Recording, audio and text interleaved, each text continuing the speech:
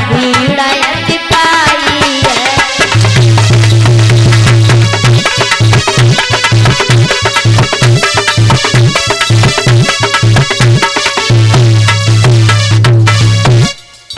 महाराज इधर क्या होता है कथा के ऋषिक बंधुओं कि इधर उनको वहां पहुंचे सब उनको बुरे बुरे कहने लगे। मायके में कोई बोले चाहे न बोले, अगर बेटी की माँ उससे बोले महाराज तुझे कुछ भी फर्क नहीं पड़ता, पर उसकी माँ तक नहीं बोली, सुनी सी खड़ी है। उसने कहा, वो कह रही है, माफ कर दीजिएगा, उसने वो कह रही है चलो मेरा अपमान यहाँ पर हो गया, मैंने सहन कर लिया, मेरा अपमान यहाँ हो गया, मैंने सहन कर लिया। मैं अब यज्ञशाला में जाकर देखती हूँ मेरे पिताजी ने तो मेरा और मेरे पति का आसन अवश्य लगाया होगा यज्ञशाला में। महाराज यज्ञशाला में जाकर देखा, सब देवी देवता के आसन है सिवाय मैया पार्वती और मैया सती और भोले नाथ के। मैया सती को क्रोध आ जाता है, कहती है मैंने अपना अपमान सह लिया, अपने पति का अपमान बिल्कुल भी नहीं सहूंगी।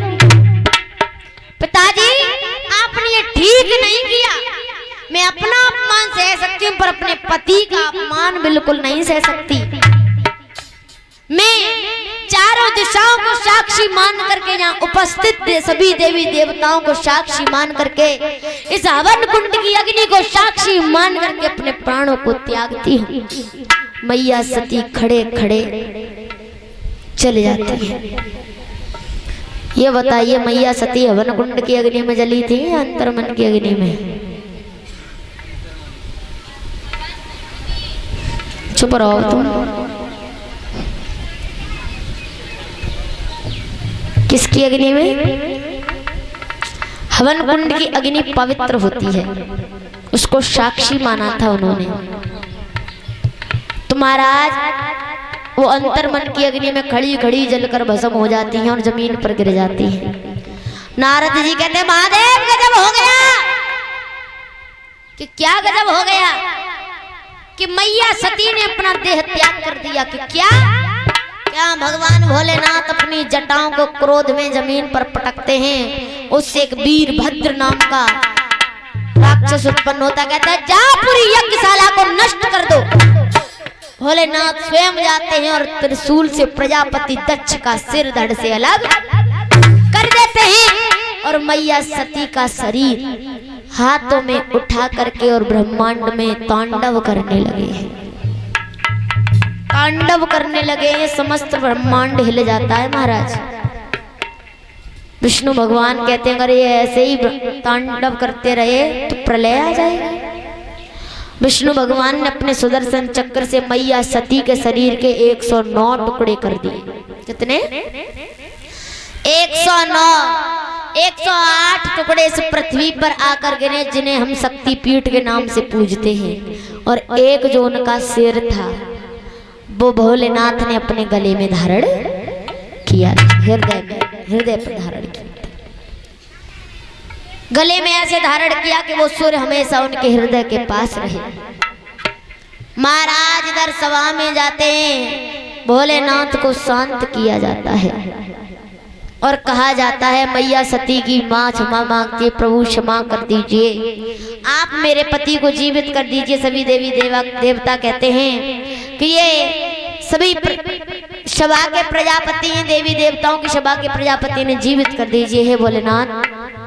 भोलेनाथ कहते हैं जाओ गढ़ो, ऐसे पशु का सिर लेकर आना जो मैं करता हूँ, क्योंकि ये प्रजापति दक्ष मैं करता था।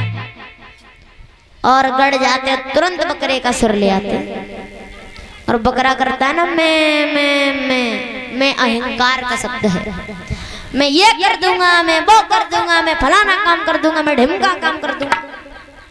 तो महाराज वो मैं करने वाले का सर ही कटता है।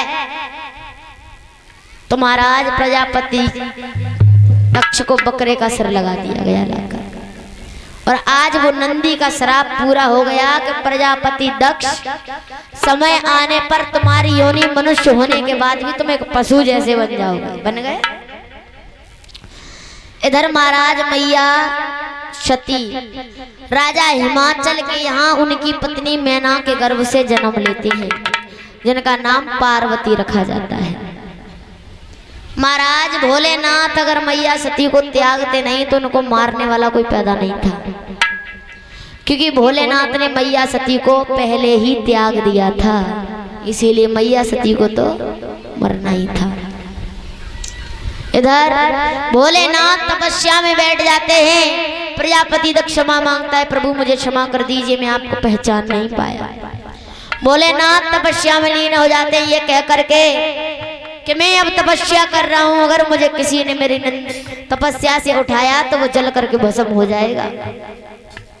मैया पार्वती जब 5 वर्ष की हो जाती है, नारद जी आते हैं, और नारद जी आते हैं तो नारद जी कहते हैं राजा हिमाचल कि हाँ मैंने सुना है तुम्हारे यहाँ एक पुत्री ने जन्म लिया है। कि हाँ प्रभु लिया तो है, कि आप कहो तो उसका भविष्य बता दे, उसका विवाह कहाँ होगा कहाँ नहीं होगा। उन्होंने कहा प्रभु बता दीजिए। क्या बोले नारद जी?